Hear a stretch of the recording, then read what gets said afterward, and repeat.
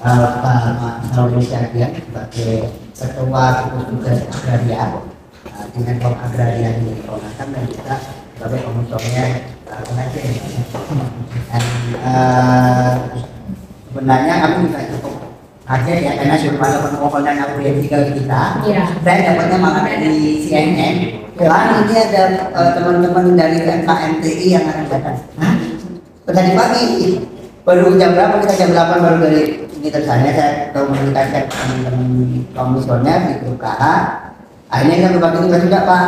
Sebenarnya di atas juga lagi ada pertemuan dengan Komnas Perempuan gitu.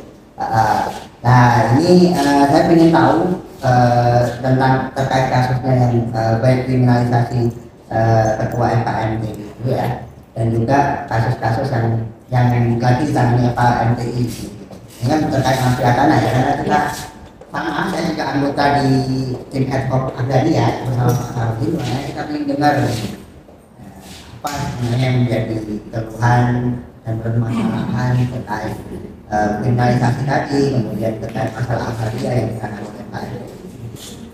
Dan saya juga ikut melihat anak Ibu Mei Melani sebagai koordinator pengaduan, dan juga anak pengaduan Mbak Sula. Monggo silakan siapa yang menjadi jurubicara dari Bapak Sula sebenarnya. Assalamualaikum warahmatullahi wabarakatuh. Saya mewakili teman-teman dan mewakili organisasi NGO. Ya, namanya saya jabat sebagai sekjen. Kebetulan sekjennya meninggal karena COVID kemarin dan belum melakukan perubahan kepengurusan. Nah, adapun kami mengajukan ke Komnas HAM ada beberapa hal. Satu, terkait ada penahanan terhadap ketua kantor Bapak Budi Biardo. Penahanan ini sekaligus bersama istri yang bersangkutan, ya, dalam kasus tanah beliau. Karena kami di dalam FKMT itu adalah gabungan dari korban-korban mafia tanah seluruh Indonesia yang berjumlah lebih dari 30.000 anggota. Semua adalah korban. Nah, apa yang dialami Pak Budi bukan hal yang pertama. Ya. Saya pun sudah merasakan itu yang kita sebut sebagai quote-unquote kriminalisasi para korban. Ya. Korban yang memang punya hak sesungguhnya dengan data-data yang otentik, karena data itu kan tidak bisa dibuat oleh kami masing-masing, karena itu adalah produk institusi negara. Nah, dirumuskan bahwa kami memiliki surat itu surat palsu. Nah, itulah yang terjadi juga dengan ketua badan saat itu. Terus kemudian bahwa polisi menaikkan itu menjadi status CP21 dan lain, padahal prosesnya sedang berlangsung pra peradilan untuk Pak Budi. Dan kami mau juga ada atensi dari Komnas HAM bahwa hari ini setiap hari ratusan ribu korban sudah seperti ini. Saya salah satunya yang alami itu. Makanya kami mendirikan ini bersama-sama seluruh Indonesia, mendirikan NGO FKMT. Ini adalah saudara kami semua, walaupun kami korban dan sudah kehilangan hak kami atas lahan dan tanah. Berbagai macam kategori kehilangan tanah kan yang dirampas oleh negara, ada institusi negara, tapi yang dirampas oleh swasta. Dan swasta itu lebih banyak suka itu. Ada developer, pengembang ya, pengembang perkotaan, ada juga perkebunan, tambang dan lain-lain. Nah, untuk itu kami kemarin dalam rangka meluluskan hal-hal yang memang sepatutnya harus dilakukan oleh negara. Itu kalau misalnya kasus ini sedang berlangsung, nggak boleh ada kriminalisasi sebenarnya. harus diselesaikan dulu semua. Segala sesuatu itu kan harus ditentukan oleh data dan dokumen. Ya. Pendukung yang kami pilih, termasuk Pak Budi, termasuk itu adalah dokumen otentik yang telah dibuktikan di beberapa tingkatan negara, institusi negara. Ya. Termasuk terakhir dengan Kemenko Polhukam, dikoordinasikan demikian. Dan perjuangan itu bukan cuma untuk satu tanah, satu ketua atau ketua kami, tapi seluruh anggota yang menjadi korban. Nah, untuk itu kami mohon Presiden Komnas HAM untuk juga menengahi hal ini dan proaktif, karena ini bukannya hal-hal yang menurut kami yang biasa-biasa saja, tapi sudah menjadi luar biasa karena ini juga menyangkut hajat hidup kami sebagai masyarakat. Nah, adapun penjemputan paksa yang dilakukan oleh aparat,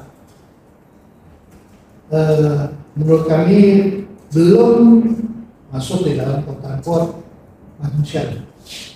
Ya, yang bersangkutan ibu Nuswera, istri beliau ditahan setelah baru operasi tempat kemudian ditahan. Begitu cepatnya proses peradilan pidana, ya, di tingkat kepolisian sampai ke PDL 21.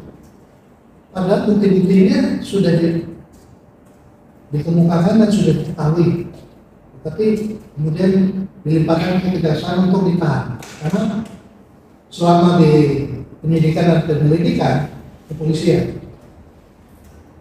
tidak ditemukan unsurnya sebenarnya unsur pidana. Tapi memang ada beberapa informasi dari internal sendiri kepolisian bahwa memang ini sebenarnya sebacam quote-unquote pesanan. Nah, ini kita berharap ke depan ini negara hal ini tidak tutup mata. Jangan sampai hal ini terus berulang. Jadi seakan orang seolah-olah bahwa ada kesan bahwa yang kuat menantang lemah. Ya. Jangan sampai itu terjadi lagi besok hari. Karena ini berlangsung di mana-mana di daerah. Kami tadi ke LP Sarimah mengunjungi Pak Budi. Itu beserta anggota kami yang ada. Nanti Bapak Ibu bisa lihat di berita saat ini. Karena itu tidak kami koordinir, karena itu memang dengan sendirinya inisiatif masing-masing para korban. Tidak didanai dan tidak apapun dikoordinir oleh kami sebagai individu.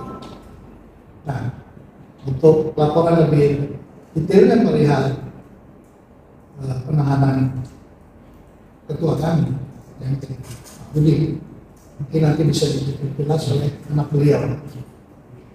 Jadi Pak Budi beserta istri dipisahkan dari anak-anaknya. Namanya sedang bersekolah, hari ini tidak bersekolah. Ya. Ya. Mohon selanjutnya nanti akan diceritakan oleh yang disampaikan kalau misalnya komisinya bersedia mendengar kronologis, ya kan kepada PH ini juga. Saya bisa menangkap ya Pak. Sementara itu. Ya, saya bisa menangkap apa yang disampaikan oleh Bapak. Karena saya sebelum di Komnas, saya sebagai seorang pengacara di bahasa advokat dan klien saya juga dilaporkan juga. Itu dianggap penyerobotan pada dia ahli waris, ya kan? Khususnya yang memasalkan ahli waris di Polda Jatim. Jadi apa yang dialami oleh Bapak Ibu itu, dan saya juga merasakan hal yang sama begitu. Dan mungkin nanti kita bisa share data ya terkait apa namanya jumlah kasus yang ditangani oleh KMTI ya. Terkait itu ya. Jadi karena ini juga bagian dari apa namanya nanti undang-undang dasar kita. Kenapa kita membentuk tim ad hoc agraria, penyelesaian kasus agraria? Karena kasus agraria menjadi kasus yang pertama terbanyak pengaduannya di Komnas HAM, baik itu secara individu maupun apa terkait dengan kelompok-kelompok masyarakat dan itu banyak. Dan tahun yang kemarin 700-an ya pengaduan terkait agraria di Komnas HAM. Makanya kita sangat tertarik sehingga kemudian ini Pak Sauri harus turun tangan juga sebagai koordinator ini gitu kan, untuk mengumpulkan banyak data di situ. Nah mungkin bisa cerita ya tentang kronologis bagaimana proses dari kasusnya Pak Budi sendiri kan gitu, sampai kemudian terjadi penangkapan dan penahanan, dan bagaimana proses itu terus bisa kepada ibu ya. Silakan dari keluarga itu dari yang mau cerita dulu. Berarti penasihat itu akan membantu secara formal. Ya.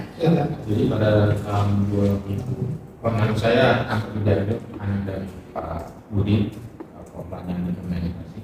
Jadi pada tahun 2006, bapak saya beli bidang tanah 10.259 meter di Pesol, Cengkareng. Ya. Terdiri dari 3 DP. Ya. Habis itu mengaku saya buruk untuk dibakar dan dijadikan pangkalan kontainer. Jadi pada tahun 2010 tiba-tiba tanah yang saya dipagari lagi oleh bukan PT BMJ pemegang sertifikat 1633. Dibilang tanah kita termasuk di sertifikat tersebut. Izin Bapak, Ibu, nama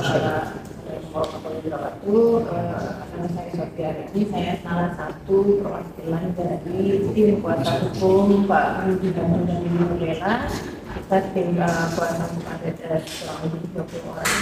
Izin saya mewakili sedikit apa sih sebenarnya kasus yang terjadi sekarang.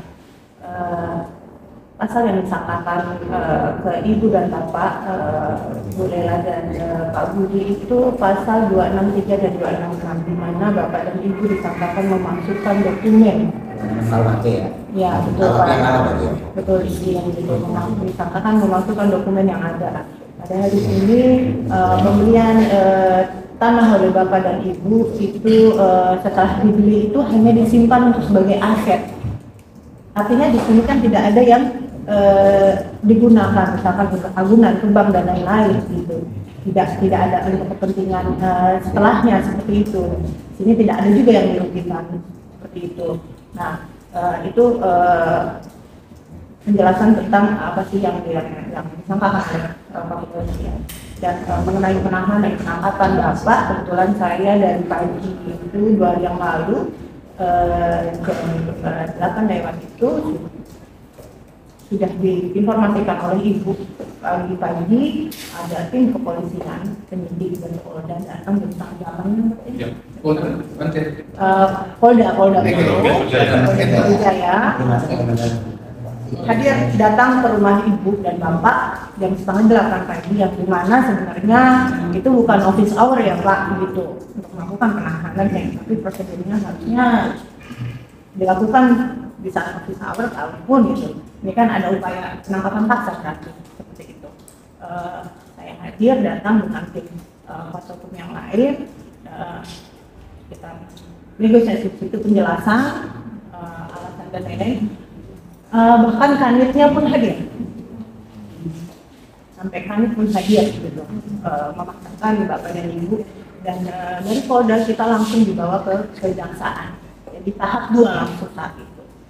Sebelum tahap 2 ini berarti belum ada pemanggilan dari awal. Sudah ada Dari awal sudah ada izin Pak. Gitu, Sudah ada izin Pak, pemanggilan itu sudah ada prosesnya, tetapi di saat pemanggilan kedua dan ketiga izin Ibu itu sedang sakit dan kita sudah bersurat ke Polda.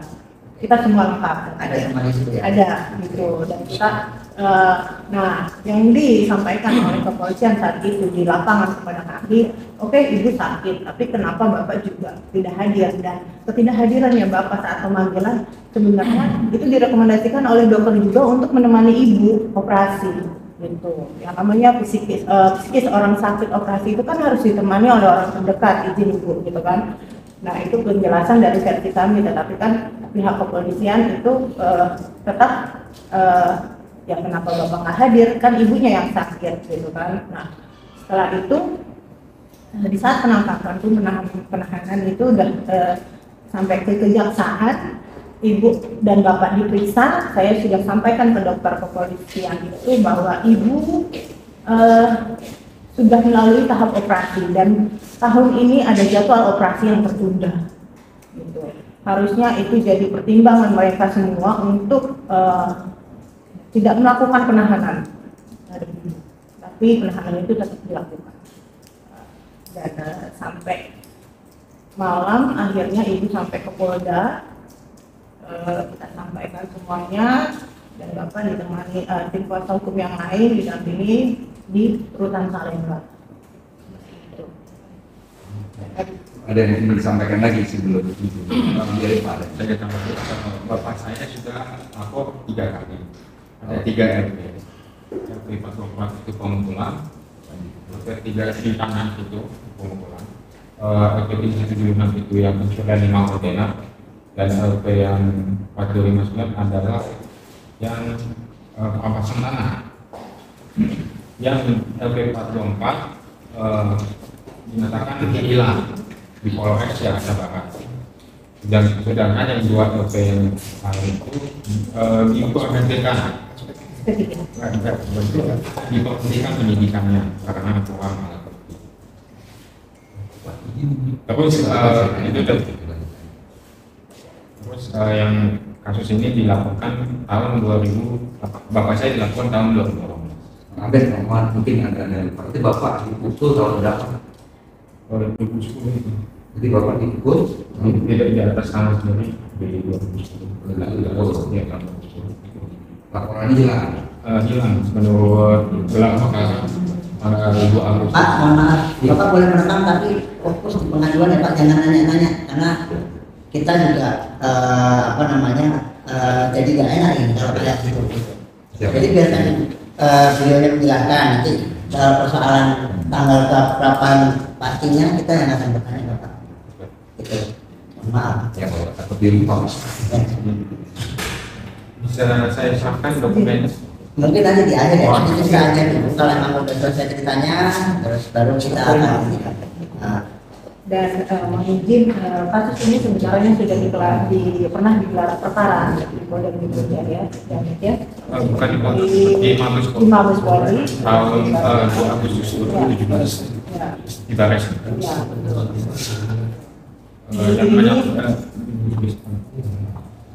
Yang menyatakan bahwa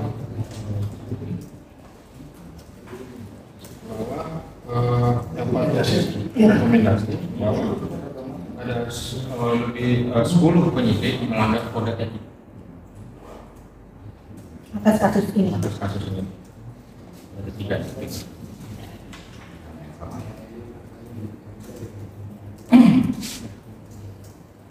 Mungkin Pak saya sedikit jelaskan ya, saya tambahkan sedikit.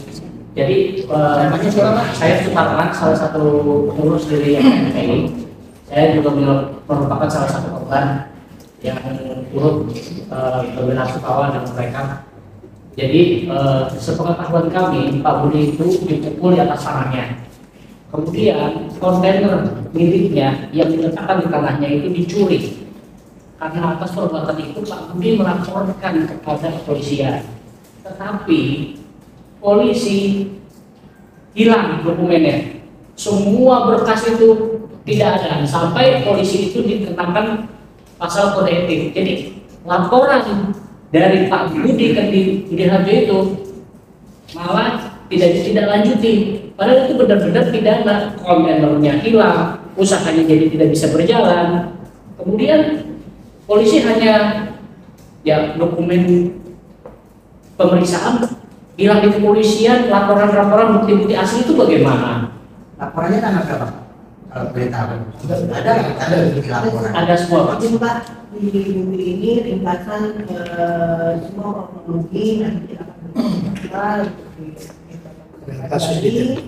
ini dengan disangkakan itu juga ada ke giring surat-surat yang dinyatakan sebenarnya sudah diputuskan oleh hakim, bahkan surat-surat itu jadi pertimbangan hakim bahwa jadi penjual itu dengan Pak Hamid dengan PT GMD itu pernah sidang dan Pak Hamid dimenangkan penjual tanah yang Pak Budi.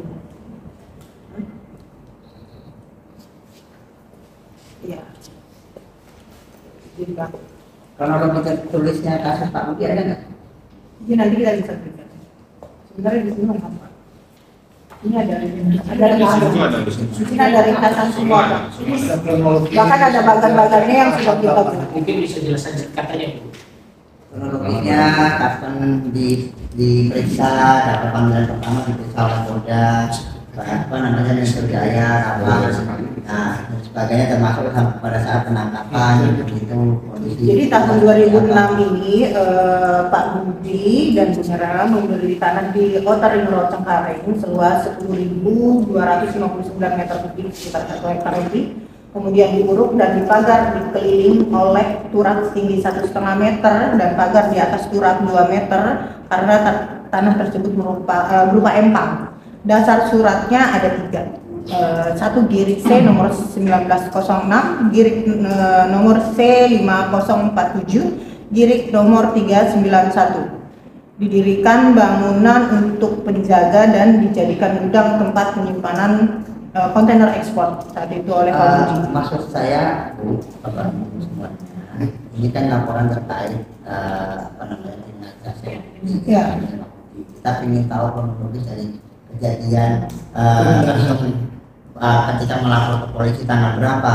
Ada Pak di sini semua, urutan resume kasus ini ada di sini semua. Oke, berarti kita minta aja dulu ya. Berarti menerima dokumen ini dan kita akan pelajari upaya apa yang bisa kita lakukan, misalnya perlindungan, upaya perlindungan hukumnya, dan rela atau seperti apa nanti kita yang akan diskusikan di internal tim komisioner ya, Bapak Ibu. Begitu. Mungkin disiapkan ada surat tanda terima kan? Itu ada tambahan dari Pak Sori kajian atau? Terima kasih banyak ya. Assalamualaikum warahmatullahi wabarakatuh. Saya Sabi Fikri, saya Komisioner Komnas HAM. Terima kasih banyak sudah datang. Dan saya diajak oleh Bapak Hari sebagai Komisioner Pengaduan. Jadi saya posisinya diajak, tapi karena saya ketua tim agraria, saya juga bisa memberi pandangan ya. Saya mendapat semacam pemahaman bahwa ada 2 SK di belakang BPN.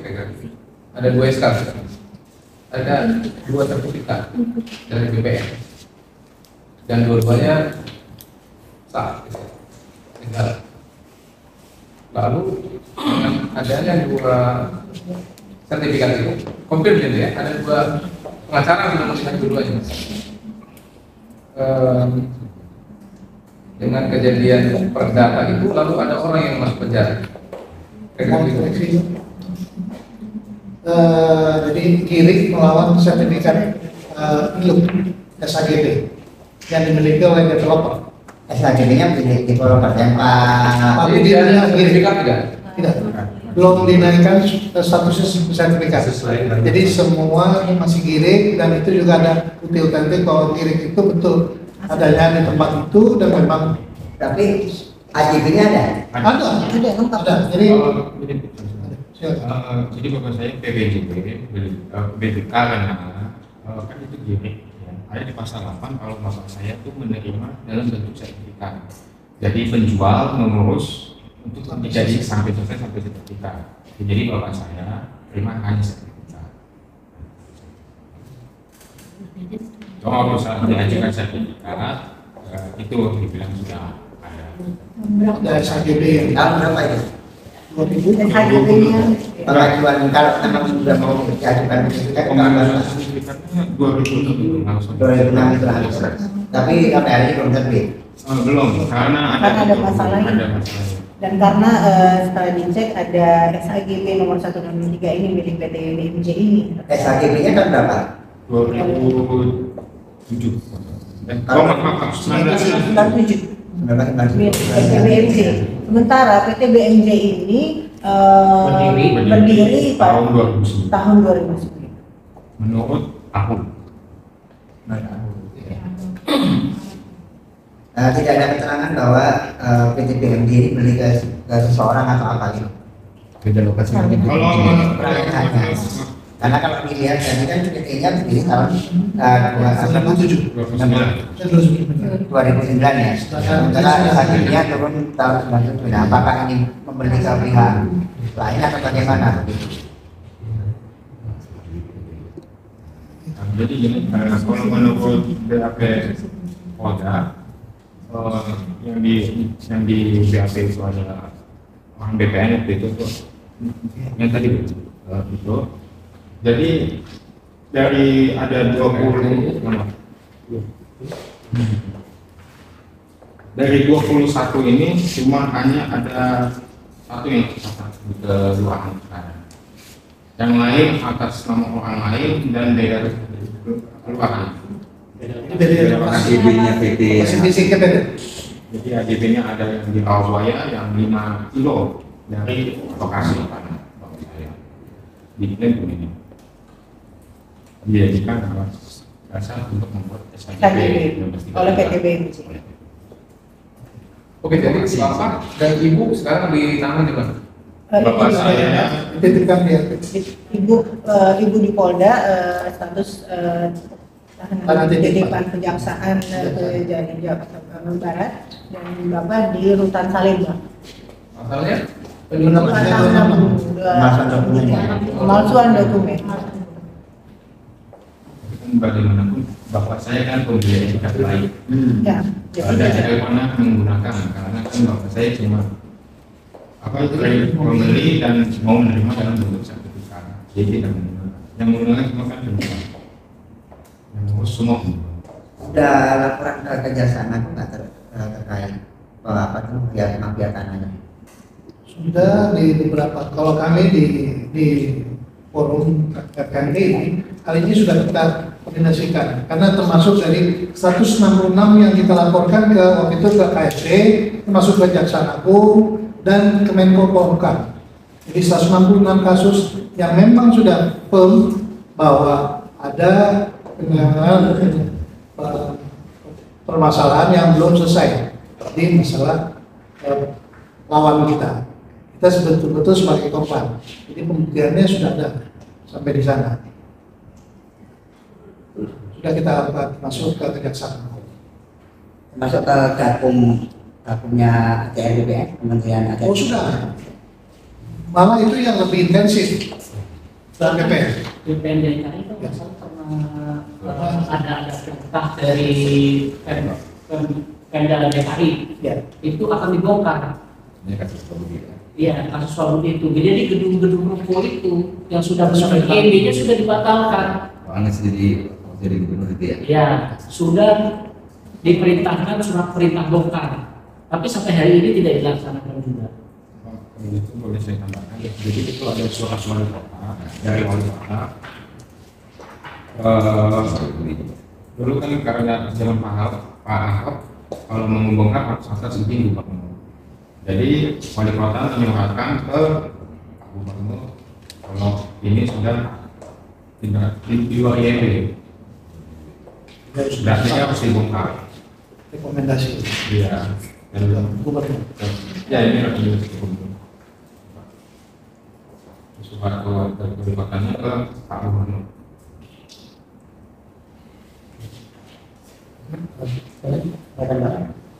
Itu kan mungkin saya sampaikan, saya menduga bahwa ada dua pihak yang mengurus surat bersamaan dan saya tidak tahu sampai di mana memang suratnya di tempat yang lain. Mungkin FKMD juga menemukannya. Bisa saja di satu tempat ada dua sertifikat. Itu banyak sekali itu terjadi di Indonesia. Oleh karena itu memang kami menyepakati Komnas HAM membuat sama yang terkait berarti harusnya melibatkan kekuasaan jadi salah satu prioritas kami dari itu menjadi pekerjaan serius yang mendapat 5 tahun dan menurut saya penanganannya ini sangat kasuistik dan teknis. Seharusnya ini bisa dibicarakan bagaimana supaya intervensi Komnas HAM mungkin kepada aparat penegak hukum ya Pak Ali supaya jangan memakai ayat itu atau pasal itu untuk penahanan itu karena ini kan perdata ya, jadi perdata seharusnya bisa tidak ditahan sehingga adu data dan lain sebagainya silakan di pengadilan tapi tidak menghilangkan kebebasan orang lain. Saya kira secara teknis mungkin teman-teman di pengadilan bisa melakukan sesuatu nanti dan sekali lagi bersolidaritas dengan Bapak dan Ibu yang saat ini dan kita harapkan semoga bisa segera dibebas.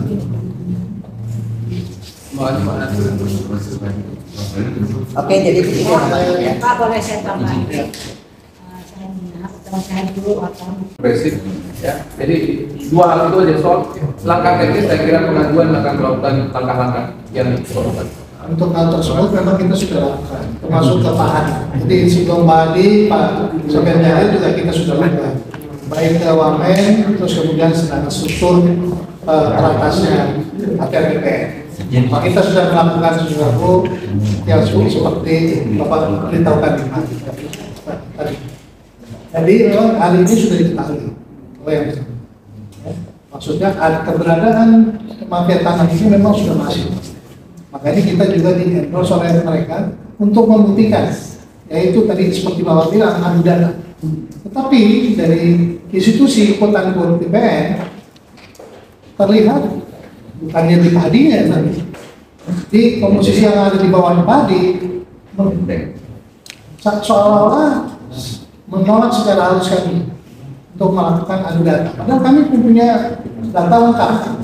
Dan itu dibuktikan oleh ada pun institusi yang menyatakan bahwa betul surat ini adalah ini pemiliknya.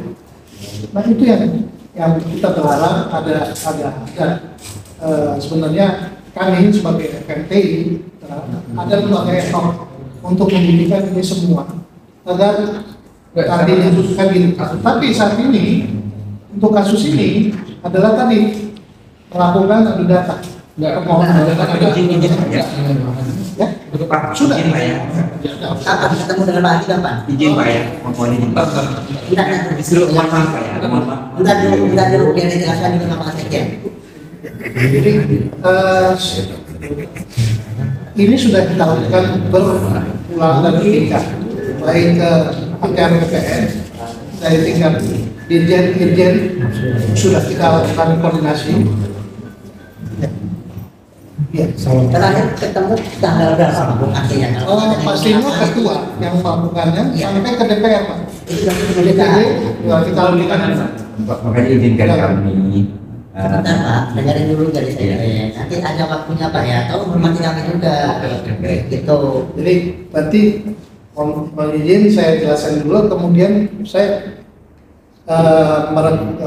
punya anggota yang memang membawahi media. Pak Hairul ini membawahi media dari organisasi kami. Beliau berlisensi adalah wartawan resmi. Gitu. Makanya yang ikut pada saat kunjungan dan lain-lain jangan kepada pemerintah maupun institusi dan para institusi beliau ada. Gitu. Jadi Nanti mohon kita bisa dengar keterangannya lebih detail. Mungkin Pak ya. Jadi kan saya ingin membantu Pak, saya mungkin nggak tahu detailnya karena memang Pak Budi itu cepat padakannya. Jadi terakhir ketemu yang Pak Komisioner bilang langsung ketemu Pak Menteri Hadi itu 3 bulan lalu ya. Dan 2 bulan lalu juga sudah memaparkan kasus berikut solusinya dengan Pak dihadiri Pak Mahfud dan dihadiri Pak Wamen. Dia sudah ketemu beliau, sudah ketemu Pak Mahfud. Dalam kasus waktu itu sudah tersangka Tapi tidak ada pemeriksaan, beliau baru dipanggil sekali, tiba-tiba ya kemarin gitu Pak. Jadi kalau yang Bapak sarankan itu sudah dilakukan oleh Pak Budi. Pak Budi karena dalam pertemuannya cepat mendadak, jadi tidak bisa mengundang teman-teman karena langsung kan Pak, mungkin Bapak paham ya. Telepon ketemu kami akhirnya ada pertemuan di Menko Polhukam itu 2 bulan lalu Pak. Tapi mungkin ya, menurut saya ini diskusi ya. Boleh diskusi Pak Agus meminta kembali bertemu Pak Hadi. Ya, Pak Hadi itu solutif. Gitu. Solusinya bisa langsung. Ini kan kita ini tidak solusi sebenarnya. Kita ini rekomendasi. Tapi kalau solusi langsung, saya kira kalau kita bisa berdiskusi begini, Pak Hadi misalnya dia itu decision maker dan kalau udah bertemu dia udah tepat untuk. Dan kalau belum ada tindakan, temui lagi. Gitu. Karena menurut saya solusi langsung bisa hadir. Karena tidak dapat misalnya bisa dibantu oleh Komnas HAM untuk lebih tapi kan bisa akses langsung. Kami aja belum bisa ketemu. Pak izin Pak. Jadi Pak Budi menyampaikan setelah dia ketemu langsung dengan Pak Hadi, apa yang disampaikan Pak Sekjen itu disampaikan ke Pak Hadi, adu data alasan secara terbuka. Karena teman-teman kan semua paruan Pak, mereka siap adu data alasan terbuka. Nah Pak Hadi, saat ini kita diskusi Pak Yadi, apa yang disampaikan Pak Budi kepada saya ya. Cuma Pak Hadi kalau begini Mas, bisa selesai 20 tahun, 10 tahun. Terus ininya apa? Kekuatan hukumnya apa? Pak Mahfud juga bilang seperti itu. Adu data alasan terbuka. Kalau maunya SKT adu data alasan terbuka, saksikan akademik universitas. Karena kayak faktanya kan seperti banyak kriminalisasi. Bapak Sekjen sana, FKD juga pernah dikriminalisasi Pak. Ini juga. Saya melakukan kodam. Jadi ada dorongan mungkin wacana dari ada data alasan terbuka itu yang diinginkan Pak Budi sebetulnya dan disampaikan juga di Menko Polhukam itu Pak 2 bulan yang lalu ya. Tanggal selesai Pak, kita 2 bulan yang lalu. Itu Pak. Ya mohon maaf dari saya karena kebetulan Pak Budi itu mengingatkan saya pada pertemuan mendadak. Saran saya kalau sudah ketemu Pak Hadi itu sudah benar. Dia bisa putuskan hari itu juga apa yang harus diputuskan. Artinya, silakan aja bertemu kembali di situ. Terkait kriminalisasi, terkait yang ditahan, saya kira langkah-langkahnya perlu memang segera Pak. Tapi dilihat dulu, kenapa sampai penahanan. Tapi saya kira Pak, itu ya memang Pak itu Pak. Itu dia yang sendiri lagi satu menit Pak.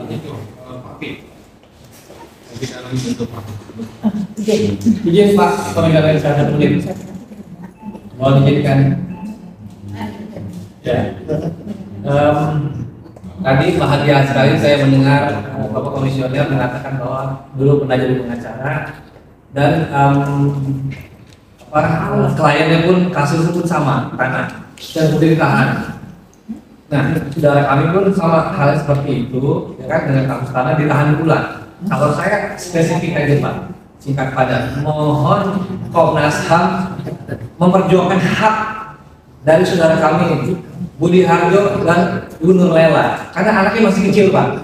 Kalau masalah nanti ke Pak Hadi dan sebagainya itu tahap berikutnya Pak. Sekarang perjuangkan dulu haknya saudara saya ini Pak, bapak dari beliau ini, agar kalau sudah keluar Pak, anaknya masih kecil Pak. Itu aja, itu dulu Pak yang kita perjuangkan, keluar dulu Pak, haknya beliau ini Pak. Itu jangan saya tekankan Pak. Mohon sekali Pak, karena anak beliau ini masih kecil Pak, masih sekolah. Ini Pak, oke.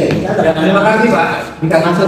Maksudnya Pak Saulin bukan kemudian menyuruh ke sana. Ini ada alternatif lain yang bisa dilakukan. Ya betul. Kalau dalam konteks penahanannya Pak Budi dan Bu Lela, ini juga akan kita lakukan dalam konteks itu.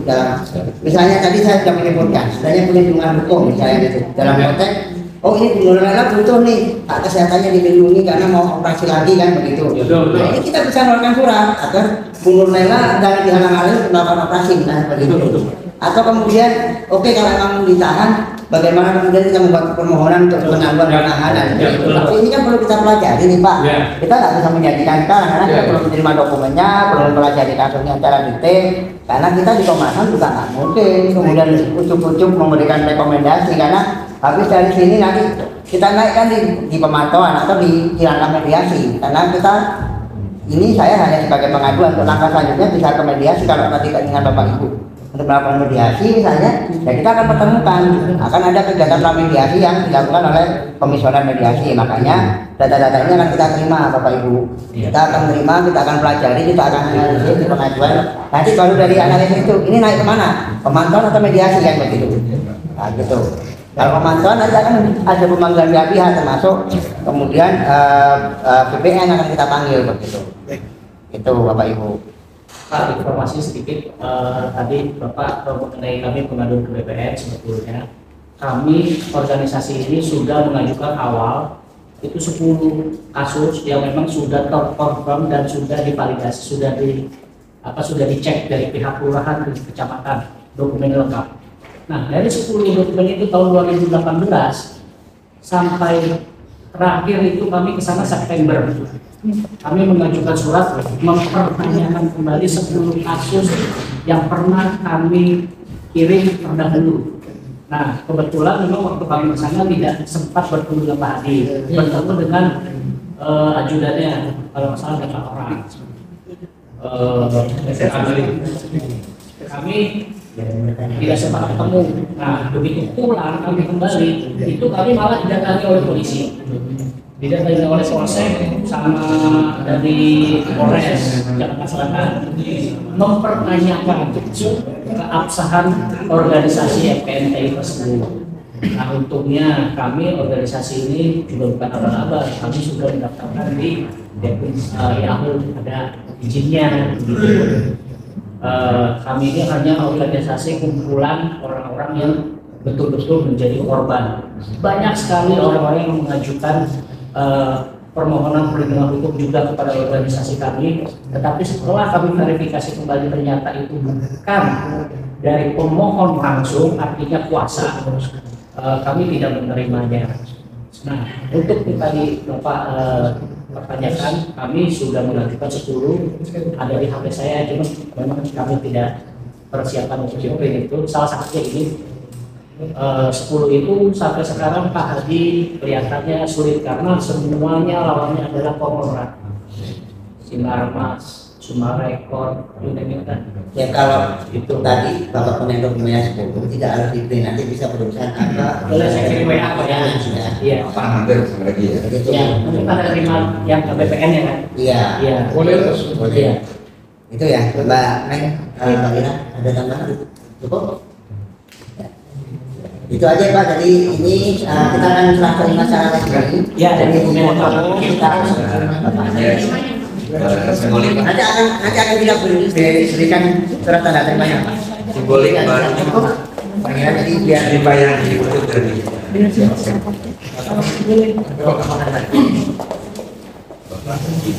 mungkin bisa dibedakan. ya. Dan kata Pak.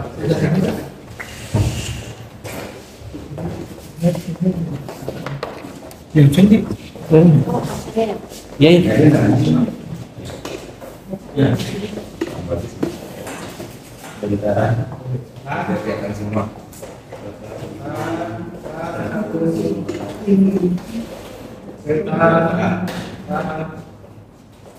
Sebentar Bapak izin satu dua.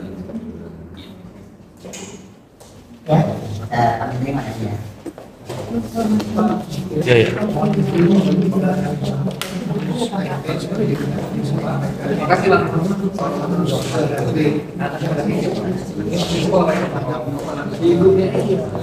Kemarin kasih nada.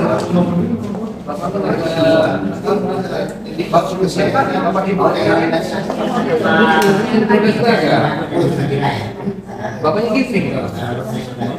Gifting.